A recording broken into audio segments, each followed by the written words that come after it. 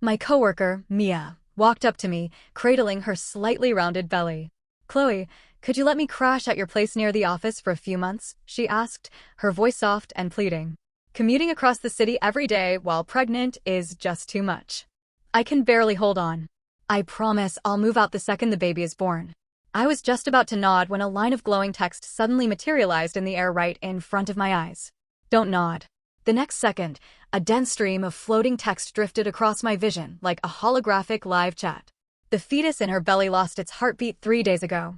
The baby belongs to your boyfriend, Julian.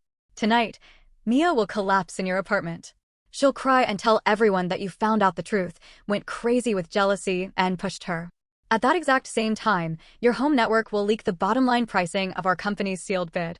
You will be suspended, dragged across social media, sued by the company, and condemned by everyone as a corporate traitor who killed a pregnant woman's baby."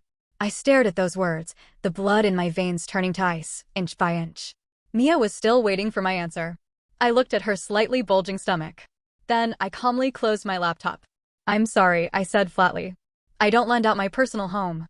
The conference room fell dead silent for a few seconds. Mia's eyes instantly welled up with tears. "Did I put you in a tough spot?" "I'm so sorry, I just wanted to be closer to the office so it'd be easier to handle late-night revisions." The product manager sitting next to me muttered, "Chloe, your place is usually empty anyway." Another coworker chimed in, "It's just for a few months. Mia is working so hard while pregnant. Cut her some slack."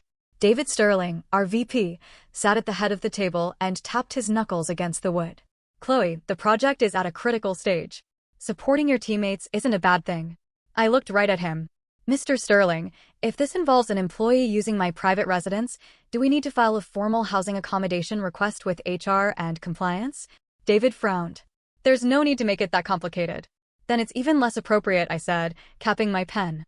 "My home is my private property, not a corporate project resource.